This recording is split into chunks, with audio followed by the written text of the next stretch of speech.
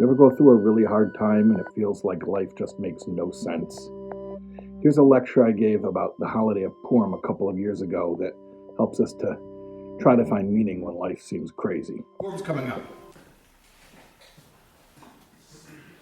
One of the mitzvahs of Purim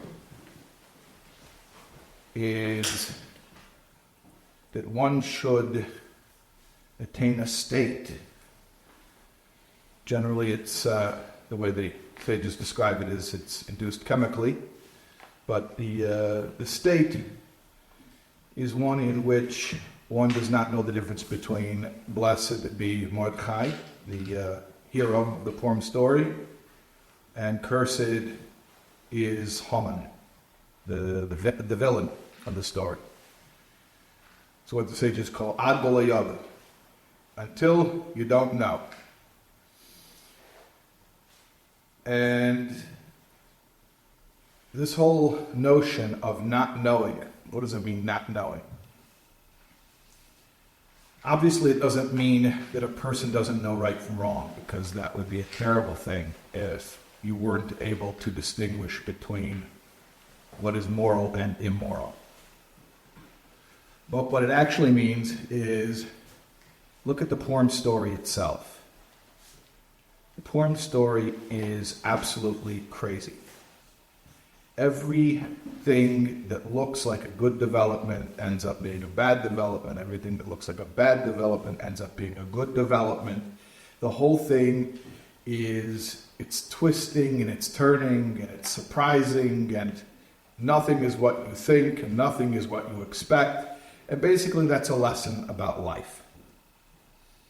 Ad b'lo means that I honestly do not know, and I'm going to try to stop making judgments about what's a good development in my life, what's not a good development, what's a good event, what's not a good event. I don't know. And you look at the Purim story and you're reminded of that. You know what? Hashem, even when he's hidden, even like in the Megillah where Hashem's name is not mentioned at all, but even when Hashem is hidden, he's running the show. So I'm going to show up, I'm going to experience whatever there is to experience, and I'm going to try not to make judgments because he's running the show. I know nothing. I'm looking at one piece of a 10,000 piece jigsaw puzzle. I can't make judgments. And, as Jews, when we think of faith, when we think of relying on Hashem, there's not just faith. Faith is abstract. Faith can just be a notion of belief. But then there's trust. Trust is the emotional component. In God we trust. Trust means you put your money where your mouth is. So it's not just as some philosophical ideal, I believe, but actually I rely on this emotionally. To be able to tap into joy when life is crazy. There's a famous story. The two brothers, Rebbe Shais and Rebbe Elimelech, they were both students of the Maggid, and they used to travel around incognito, undercover, like simple people, and they would raise funds for the poor, usually to get Jews out of debtor's prison, which was common at the time. So they would do the mitzvah of redeeming captives. At any rate, they would raise funds, and then they would give all the money away to redeeming captives, and they themselves were indigent. There was one time they came to a town and they had nowhere to sleep. They didn't have money to rent the place, so they were sleeping in the park. And they were violating the vagrancy laws, loitering. So they were arrested and they were thrown in jail. And in the cell, this was a very primitive setup. So, back in those days, there was no plumbing. There'd be an outhouse, but in this case, you don't let prisoners go to an outhouse, so there was a latrine right there. What was it? There was a bucket in the middle of the cell. That was the bathroom. So Rebbe Shais started to cry. And Rebbe Elimelech, his brother, said, "Why are you crying?" He says, "I'm crying because I want to pray, that the sun is rising, and it's daytime, and it's time to pray the morning prayer, and I can't because of this bucket of filth. Rebbe Elimelech says to Rabbi Shais, he says, but don't cry. Why do you want to pray to God? Because it's God's will that a Jew should pray. God has asked every Jew to pray 3 times a day. But it's also God's will, as stated in his code of law, in the Shulchan Aruch, that when you're in such a situation where there's filth, that you're not permitted to pray. So normally, you would fulfill God's will by praying. In this case, we're fulfilling God's will by not praying.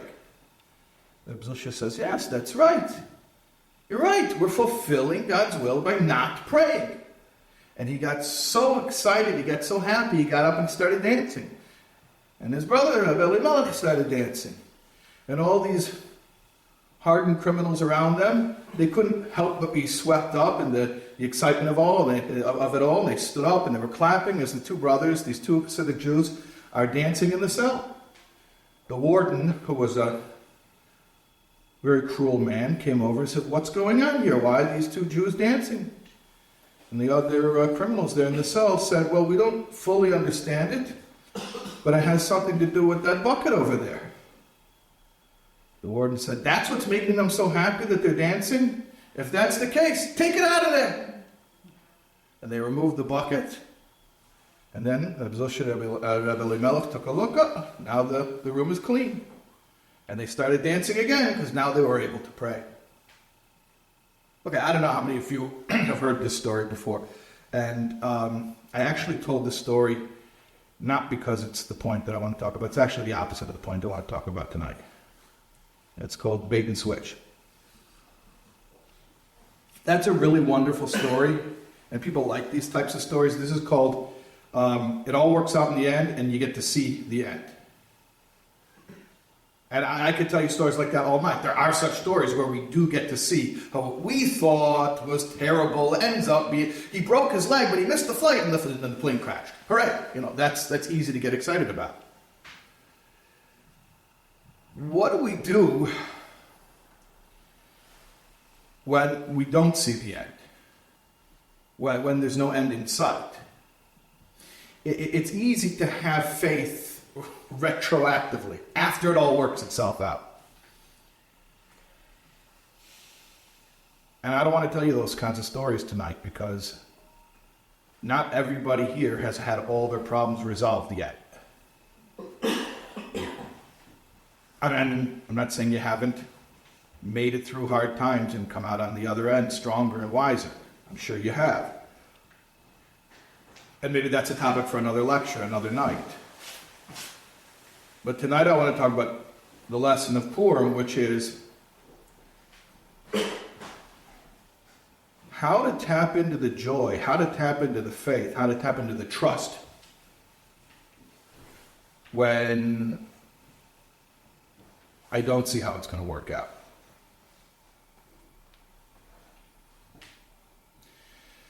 I heard a story yesterday from a friend of mine who's actually sitting right here, my friend Rabbi Gordon. And I hope you'll forgive me. I wanted to make sure before I tell the story. You knew I was going to tell this, that I would steal your story. You're not going to tell me a good story that I'm going to steal. Okay. I think you're publishing it soon. But I'm going to, whatever. I'm saying it first before you can publish it, but you know how it works. Stories are not safe with me. Or maybe they're very safe. They're safe to be repeated to everyone that I see. And I hope you also don't mind that to make sure that I was saying it correctly before I said it in public, I contacted your cousin Rishi Deitch. And she had, her father, Rabbi Shais Taub, actually was present for the climax of this story and told it to her, and she just told it to me today. So, I hope you don't mind, I'm still in your story. Okay. There was a town in Russia, shtetl, called Dokshitz, where the Gordons are from, right? Okay. And the Gordons left, when did they leave, in the 30s? That was very unusual, very uncommon. Most of the town remained behind, and most of the town was wiped out in the Holocaust. When the Germans, when they pushed eastward, we know about the fate of the Jews in Eastern Europe, and especially in Russia. They weren't even deported in cattle cars to concentration camps. These were the Jews who were murdered in mass graves in the forests and in their towns. And that's what happened to the community of Dokshitz. And there was a Rav, there was a rabbi there, a Lubavitcher rabbi. He had actually studied in the town of Lubavitch, in the Yeshiva Toim Chitamimim. And he was known as a very pious and very spiritual Jew. Little background about him is that one time this Rav, his name was Aryeh Leib Sheinin. This Rebbe Leib, before he was a rabbi, when he was a yeshiva bacher studying in Lubavitch, he went back home. I believe he lived in Babrusk, and he went back home as a yeshiva bacher. And another chassid says he remembers walking down the street, and somebody came outside and said, "We need a tzenter, we need a 10th man for mincha." And there was another bacher who was also learning in Lubavitch at the time, Avram Karish, and he was brought in, and he comes in to daven mincha, and he says, "But hold on a second, you have a 10th man over there." They said, "No, we can't count him because he's not normal." And he says, "That's my friend Label. You know, he's totally normal. Don't worry, you can count him." Why did they not count him? He'd been sitting there since dawn, since the morning, and it was afternoon, and they were davening mincha already, and he was still davening shachris. That was his way. So, at any rate, this same Rebbe Leib, he went out and became a Rav, and he was the Rav of the town of Dokshitz. And long story short, when the Nazis, Yimach Shimon, came into Dokshitz, they rounded up every man, woman, and child in the town and forced them into the shul, into the main synagogue. And it was the afternoon, and Rebbe Leib, as was his custom, was still davening shachris. He was still engaged in the morning prayer. And in fact, he was at first oblivious to the goings-on around him. But after a while, he realized what was happening. And when the Nazis locked the doors with everybody inside the shul and began to set fire to the building, he understood very well what was happening. And at that moment, he got up and he addressed his congregation for one final address. And he said to them that in the times of the Beis Hamikdash, in the times of the Holy Temple in Jerusalem, one who brought a sacrifice had to have pure intent, had to have kavanah, in order for his sacrifice to be accepted. We have no temple, we cannot bring the sacrifices ordained by the Torah, but we, beyond our choice, against our will, we are being made to sacrifice ourselves. And so too, our intent has to be pure. Let's not taint this moment, understanding that there was no way to escape, no way to survive. He said, let everyone here have in mind that he is a pure sacrifice for Hashem. And with that, he ecstatically began to sing the nigun, the melody of Hakafos, a dance song, a celebratory song that one sings on Simchas Torah. And he began to dance, he began to sing in rapt joy. And as others began to sing with him, the Nazis outside, they heard this and they were so upset. They unlocked the doors momentarily. They made their way through the flames and they stabbed him to death there in the shul, and there he died. They left. The Nazis left, they locked the doors again, and the entire shul burned down, and every single person there died. Okay? Not exactly like the Reb Zushin of Elimelech with the bucket of filth in the cell. I'm sorry, I don't have a happy ending for this story. There were a few people who were hiding in a cellar, a potato cellar, a little shallow area in the ground. They jammed themselves in there. They survived. One of these survivors came out of Europe after the war, and in the autumn of 1946 came to New York and reunited with a landsman, with your great-grandfather, with Rabbi Yochanan Gordon, who at that time was living in Crown Heights, and he was the Gabbai in 770. And it was Sukkot. They had their reunion in the Sukkah, an unplanned reunion. Rabbi Yochanan didn't even know he was going to see somebody from the old, from the Alta Heim, from the old home. And they had this reunion, and obviously they started to reminisce and to talk about everyone that they knew back in Dukshitz and what had become of them. And this survivor tells his friend who had gotten out in the 30s, tells Rabbi Yochanan, who had gotten out with his family in the 30s, way before the war, he told him the story about the terrible end of the community of Dukshitz, and then the story of how Reb Leib, how the Rav spoke this fiery, passionate sermon in his last moments, and then began to sing him to dance until these Rishoyim Yimach came in and murdered him in cold blood. And he cried, the survivor, as he related all this, he cried bitter tears and added that Nebuch, that in the end, unfortunately, as Reb Leib is given a Ropfen Zini. In Yiddish, that means that Reb Leib lost his mind.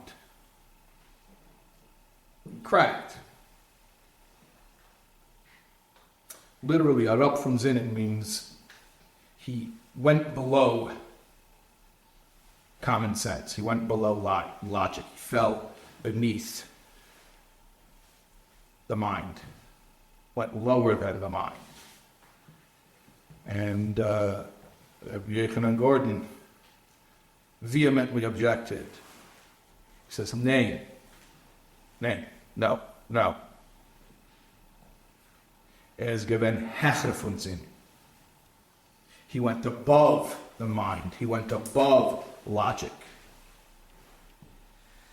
L'mayla metam v'das. Rabbi Leib rose above what the mind can fathom. He didn't fall below. This wasn't the person who, in his inability to bear what was happening, lost his mind. This was a person of faith who understood that he can't understand. And the only place to go with that is to transcend, to rise above the mind. You want an explanation? There's no explanation. Sorry. Somebody once asked Elie Wiesel, how do you explain the Holocaust? Elie Wiesel said, if I'll give you an explanation that would help you sleep at night, how are you different than a Nazi? I don't have an explanation. You want an explanation? I don't have an explanation. And when we're faced with something for which there's no explanation, there's two directions we can go. We can lose our minds and go beneath, below logic, intellect, common sense. Or we can cling to our trust in God. Not just belief, but trust, to really feel it emotionally, to rise above intellect.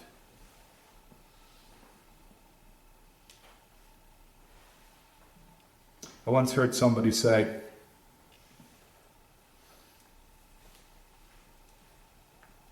as I look back through my life, at every time I thought that my life was falling apart, I can now see that it was falling into place. But I had to get used to falling.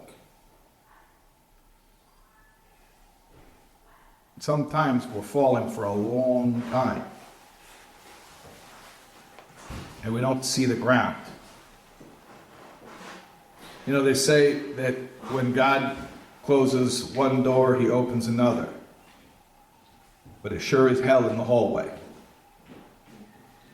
Sometimes the hallway is a long hallway, and there's no end in sight. We don't see the light at the end of the tunnel. By the way, you know why they say New Yorkers are so mean? Because the light at the end of the tunnel was New Jersey.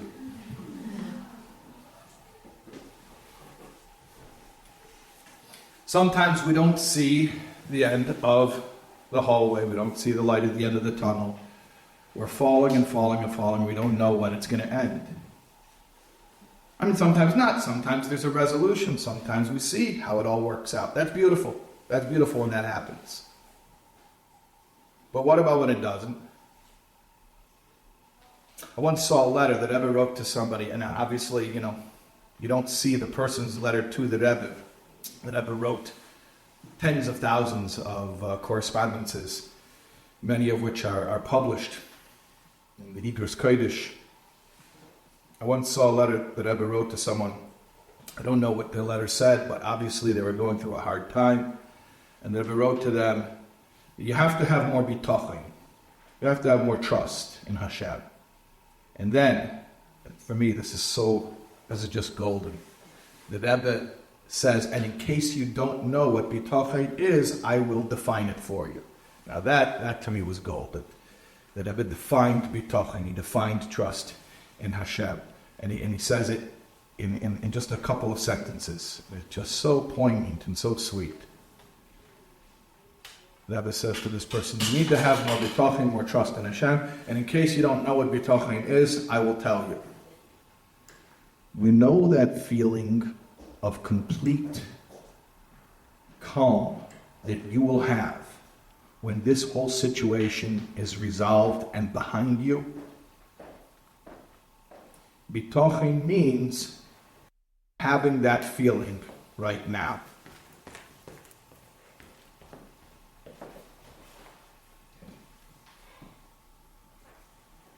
You know the feeling of complete calm you'll have when the whole situation is resolved and behind you?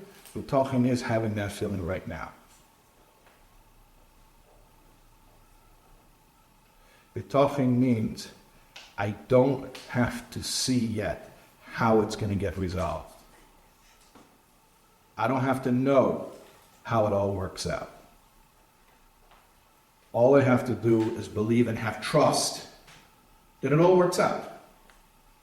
Hashem is running the world. Hashem has his plan. And I know nothing. I know nothing.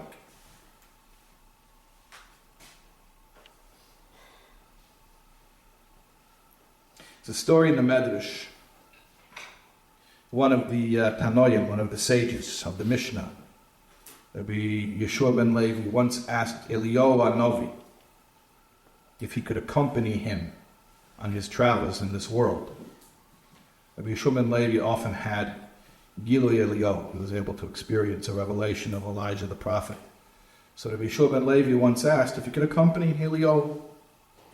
Medrash says that Eliyahu told Rabbi Yeshua ben Levi that he could come along, but it was on condition that he asks no questions, and that if he'll ask any questions, their time together is over.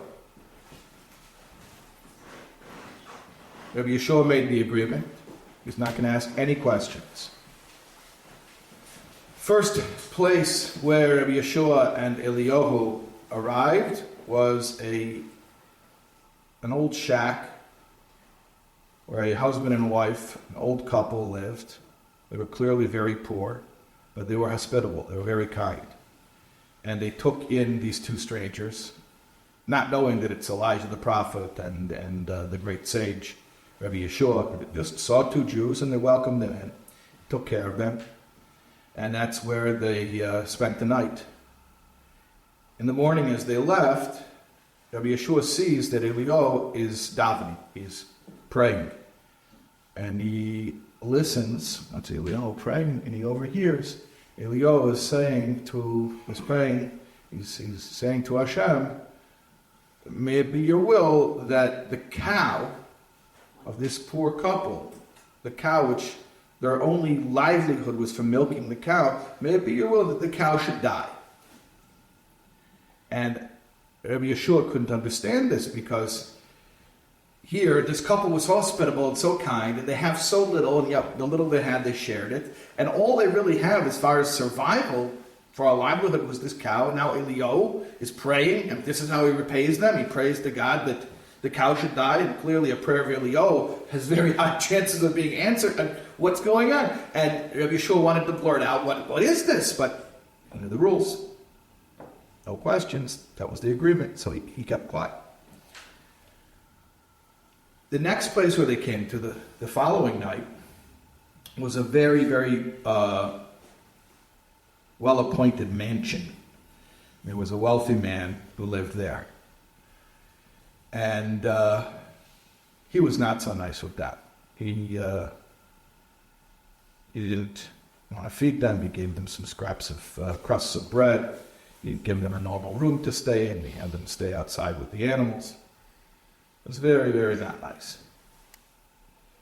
And the next morning, as they were leaving, Rabbi Yeshua ben Levi overhears Eliyahu is davening again. And what is he saying? He says, Hashem, may it be your will that the weakened wall in the home of that rich man should stand strong for many, many years. Apparently there was a wall that was structurally compromised, and Eliyahu was davening that that wall should be sturdy, should be fine. And Rabbi Yeshua wants to blurt out, why are you praying that something good should happen to this guy, especially in light of yesterday's prayer, where you were praying that the cow should die for the poor couple. But he knew the rules, he got to stay quiet. Then they came to a town that had a very lavish synagogue, but everyone there was very mean and selfish, and they couldn't find a place. Nobody would take them in. The shul was gorgeous, but nobody would take them in, and they ended up having to sleep in the synagogue on benches, and they didn't eat that night. And as they left, Eliyahu blessed the people. He said to the denizens of this town, may it be Hashem's will that all of you should be great leaders. And they left. The next day they came to another town. This town, the shul, was very meager, wasn't so well put together. The people were clearly poor, but they were kind, they were loving. Everybody fought over who's going to bring in the guests. And whatever they had, they shared. And the next morning, Eliyahu, he blessed them. He says, may it be Hashem's will that none of you, except one, will be a leader. At this point, Rabbi Yeshua couldn't take it anymore. And he says, I know the rules, but I cannot continue traveling with you when every single thing that happens is unfathomable. Everything is counterintuitive. I know I'm going to forfeit my right to travel with you, but what's happening here? And Eliyahu Hanavi says, okay, I'm about to say goodbye now because you broke the rules, but if you really got to know, I'll leave you with these explanations. First of all, you should know when we came to the poor husband and wife, that poor couple, the angel of death had come. He was on the way. And he was going to take the wife. She was supposed to die. And you know that the angel of death, once he's on the way, he will not leave empty-handed. So I pray they should take the cow instead. That's replaceable. We came to the wealthy man's house. I want you to know something. He bought that house. Previous owners of that house, they hid gold in the wall. The wall was getting rickety, and it was going to fall apart. And I knew he was a miser. He would never pay a worker to come fix the wall. He would want to do, a do-it-yourself job. And he would discover the gold, and he surely did not deserve it. So I prayed that that wall should stand strong for many years, and maybe the next owner of that house will be more deserving. We came to the town that they had the lavish shul, but nobody wanted to practice hospitality. I saw these are not nice people, so I gave them a blessing that they deserve. They should all be leaders. There's nothing more destructive for a community than everybody trying to be number one. right? Too many chiefs and not enough Indians. And then the next town, the town where they were poor but they were kind, I gave them a real blessing that one of them should be a leader. And then in that town there would be harmony. And now we have to part ways because you couldn't just follow along without asking questions. And that was the end of Rabbi Yeshua's traveling with Eliyahu and Abi. I don't know, what would you have done? I don't know if I would have held out that long. Well, what's the point of the Medrash? Point is, it doesn't matter if I can fathom an explanation. It doesn't matter if I can come up with the answer that would make it all okay. You know what? Sometimes the explanation is beyond what I could come up with. As the Sefer Ikrim famously says, the old adage quoted by so many of the Jewish thinkers and philosophers, what can I say about God? What can I say about God? How can we describe the undescribable and the unknowable? What can we say? Sefer Ikrim says, Ilu yadaitiv hoyisiv. If I would know him, I would be him. If I could come up with an explanation for why God does what he does, I would be God. I don't know. I don't know why everything happens. I don't know why anything happens. Some things I see the resolution quickly. Some things I see the resolution after waiting it out for a while. And some things, I want to tell you, some things I will never see the resolution. Until Mashiach. Mashiach will come. Mashiach will give an answer. But until such time, there are certain things that are unanswerable. There's no answer. I can't come up with the answer. I can't even wrap my mind around the answer. I'm sure people in this room remember, you're old enough, I remember in 1988, the Pan Am bombing? The flight from, it blew up over Lockerbie, Scotland, that's right. It was, I think it was from Frankfurt, Germany, to London Heathrow, to New York, to Detroit. That was the routing. And it blew up over Scotland, and everyone on the plane died, all passengers, all the crew. And then the debris from the aircraft actually killed people on the ground there in Scotland. It was just a terrible, terrible tragedy. One of the passengers on that flight was a Jewish boy from London.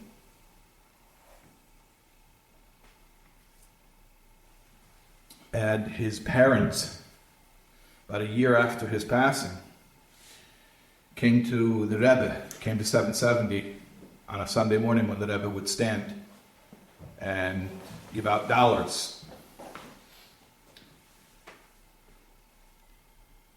The dollars, I mean, you can look it up. Actually, I just watched the video before I came over here. It's from the month of Kislev, from Tafshin Nun, 5750, which means the very end, December of 1989. Lockerbie was December of 88, so this is just a year after. And this young man's parents come to the Rebbe, and the dialogue is in Yiddish. But the mother asks, how are we supposed to live with this? How are we supposed to live with this? And for a moment you think to yourself, get ready, because the Rebbe is very wise. And the Rebbe is going to explain how they're supposed to live with it. Get ready for an answer. And the Rebbe says to these parents, we need Mashiach to come. Mashiach will come. Mashiach will explain to us. Mashiach will answer all these questions. The Rebbe did not attempt to console them with an answer. The Rebbe did not try to give them an explanation that would make it all right. To the contrary, the Rebbe said, I don't have your answer. Mashiach owes us an answer. And you watch the video and you see the response of the parents, especially the mother, because at that point the mother's standing right in front of the Rebbe. And you can visibly see the weight lifted from her. And I won't say a look of joy because she's a grieving woman, but a look of immense relief. The relief that there isn't an answer. Mashiach will have to come and explain it to us. And the mother is, she says it twice. She says, Mashiach, like, of course. And as they move on, it's just a minute interaction. And the Rebbe gives them dollars for giving tzedakah back in England, where they're headed. And as they walk away, the Rebbe adds one more line. It says that Hashem shouldn't give us any more questions that we have to ask Mashiach.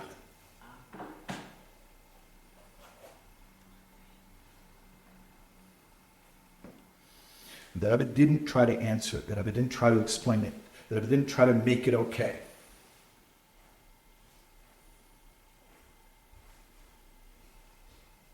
There's a famous letter that the Rebbe wrote to Ben Tzvi when he was president, when he was Nasi of Medinat Israel. And the Rebbe writes to him, that this letter is also printed in the Igros. And the Rebbe says, I hope you will forgive me that I'm not using the title Nasi, because that title has religious implications. And it's actually a title that will also be used to describe Mashiach, who will be a king, who will be a ruler.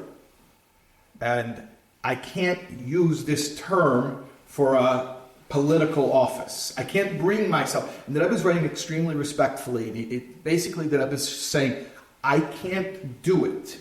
And then the Rebbe gets very personal and vulnerable in a way that you don't see very often at all. The Rebbe says that since the age that I went to Cheder, and even earlier, the Rebbe is describing himself as a toddler. He said, the image of the future redemption began to take form in my mind.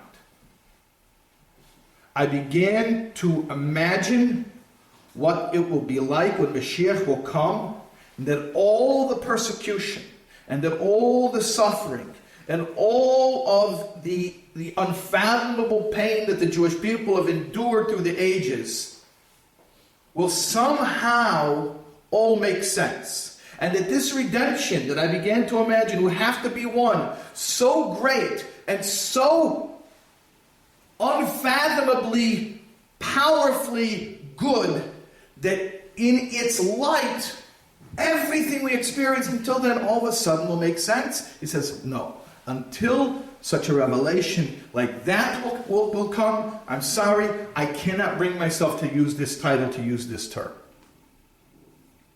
In other words, there was among supporters of the security of Israel and the strength of the Israeli military, that Rebbe was definitely probably one of the strongest voices. And yet, certain words that Rebbe said, no, I support you, I encourage you, I want a strong Israel, I want a secure Israel, but I'm not going to pretend that what we have by having a state makes okay everything that we've been through as a nation and as individuals and all the pain. No, it doesn't. No, not yet. I'm holding out for something a lot bigger. And this isn't it yet. It's not it yet. I'm holding out. And the Rebbe goes on, he says, he quotes the verse, he quotes the prophet, and he says, I'm waiting, and I've been waiting my whole life for the fulfillment of the prophecy. The prophet says that when Mashiach comes, that we will say, Eidcho Hashem asher anafta bi. I thank you, Hashem, for having acted angrily toward me.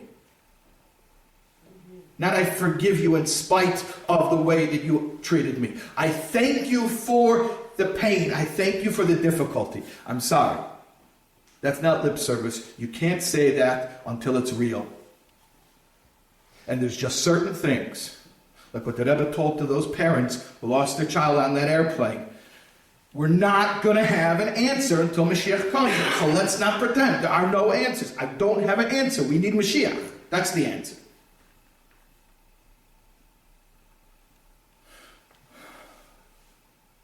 When Rebbe Leib Shaman, the Rav of Dokshitz, was being martyred, he didn't see an answer. He didn't have an explanation of why this is good or how it could ever possibly be good. He wasn't trying to explain it.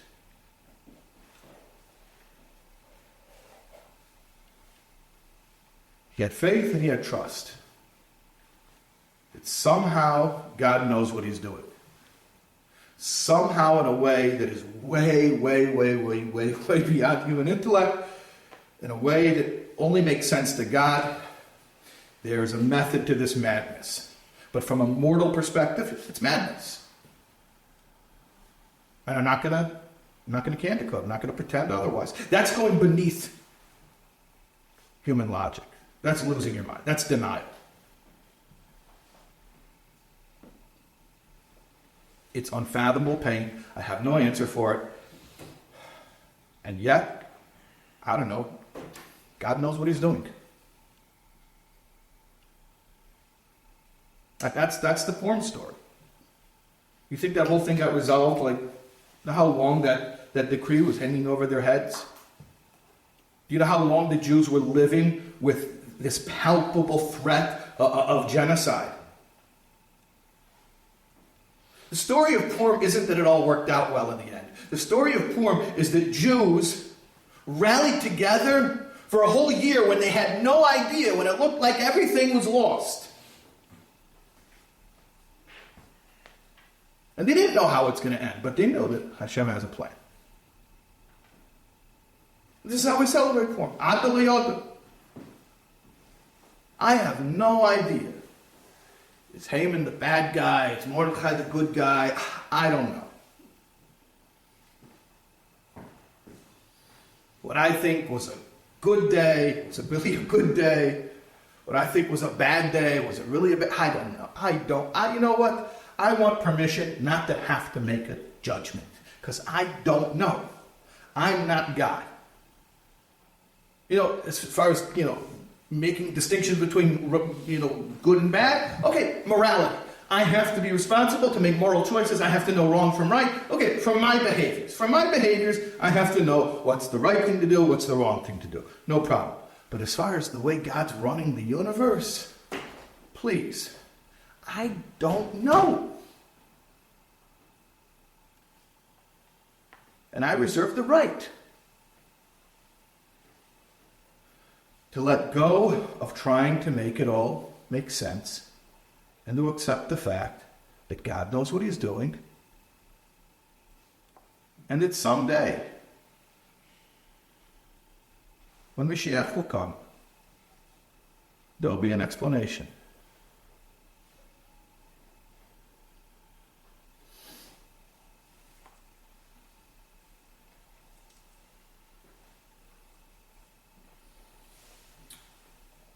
Just share with you one more story.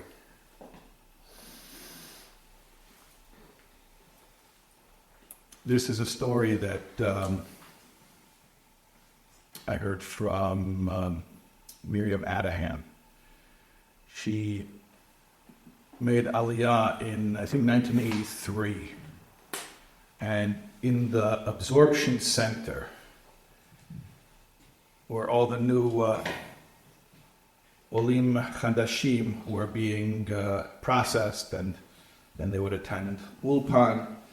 she befriended a Persian Jewish woman, a widow who had 4 children. And this Persian Jewish woman,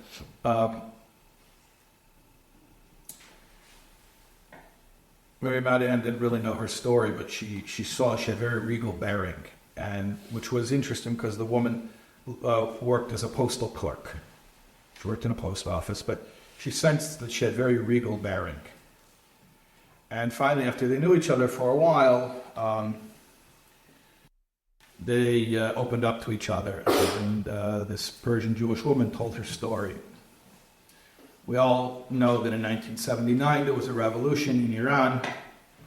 Hopefully, very soon there'll be a revolution against that revolution. But there was a major power shift. The Shah was thrown out, and the Ayatollah came to power, and it was not good for the Jews. This woman's husband, they both came from very middle-class families, very comfortable, affluent, and for generations they had really enjoyed a prosperous life in Persia. And then overnight the revolution came, and things got really bad, really fast, to the extent that they didn't even really see it coming when the thugs, the government's own thugs, came into their store and they murdered her husband in the store. So that was it. She says, I'm getting out of here. We can't stay here. Now, it was illegal to travel. So she found a guy. There was a guy, a criminal, who would smuggle people out of Iran. He'd smuggle them into Turkey over the mountains.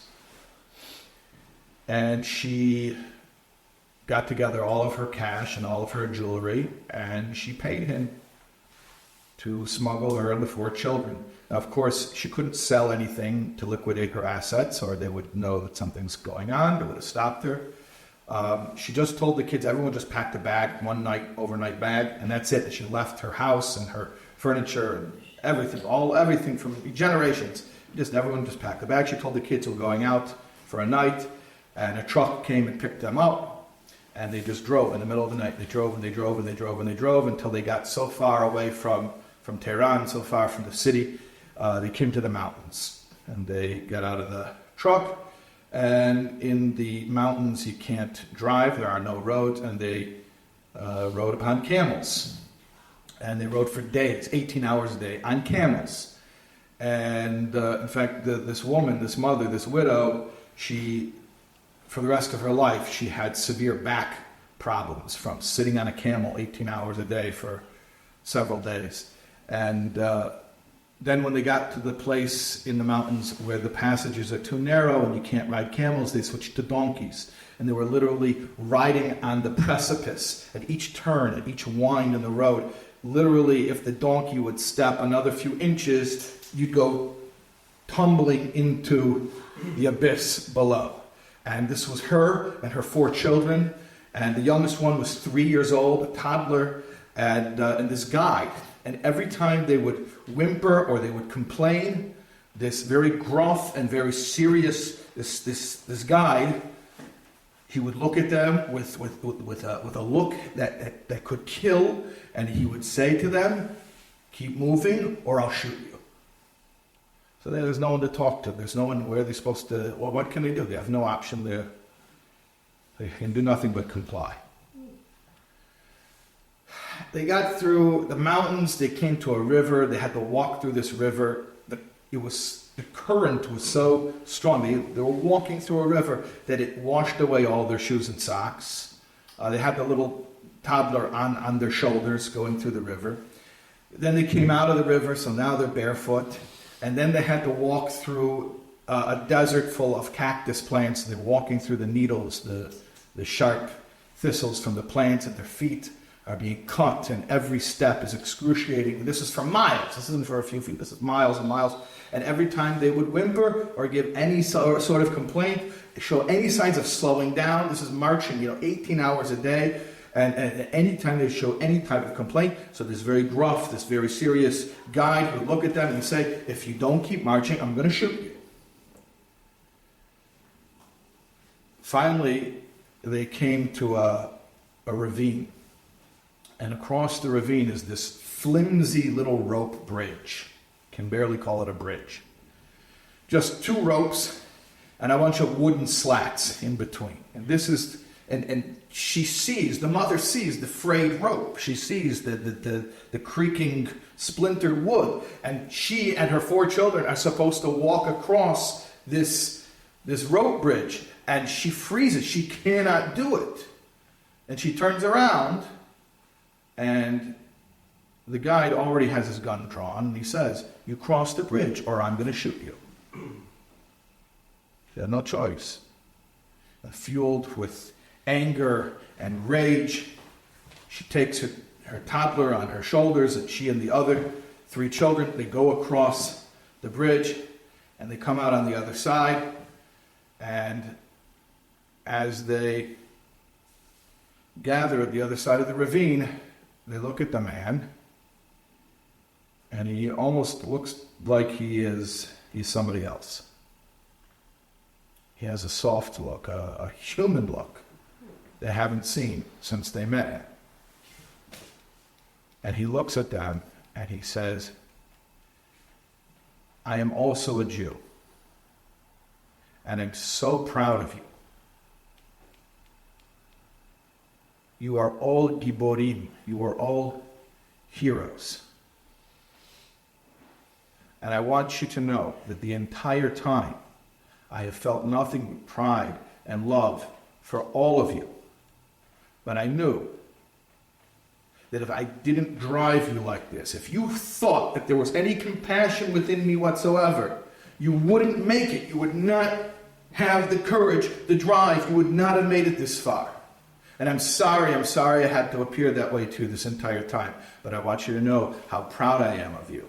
And with that, he turned around, he went across the ravine on the bridge, and he disappeared, headed back to Iran to smuggle out more families.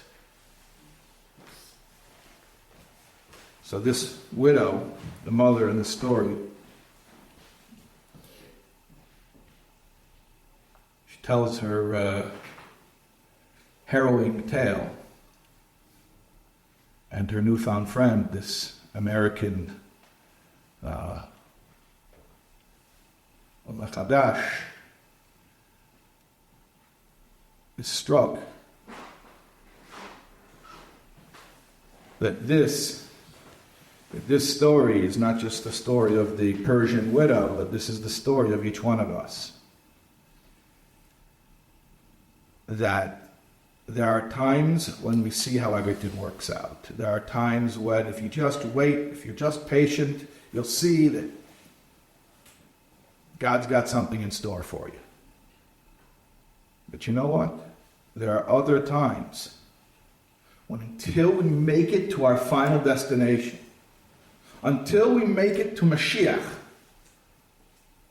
we're not going to have that explanation. We're not going to have that revelation that God was really with us, and it was compassion and love and pride that he felt for us all along. No. Sometimes it's like the Purim story. You look for God and you don't see God. In the whole Megillah, you don't have one mention of the name of God. And it looks like nature and randomness and cruel fate is running reality, and God is nowhere to be found and nowhere to be seen. And sometimes it's like that for a real long time. And we have to remember something.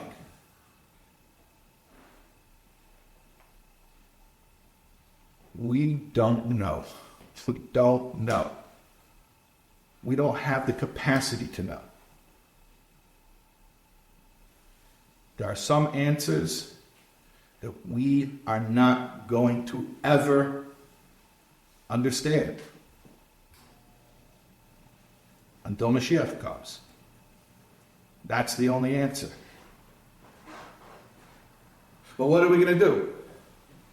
We're going to be mournful, we're going to grieve, we're going to be anxious until Mashiach comes and explains? No. Ad L'Yoda means that even when I'm going through this There's no end in sight, and I don't know how long it's going to be, and I don't know what's happening, and I can't explain it, and to do this, to go through this with joy. Like Rebbe in the shul in Dokshitz. I don't need an explanation.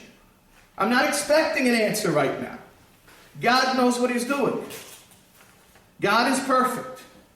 Every moment that He creates is somehow unfathomably perfect.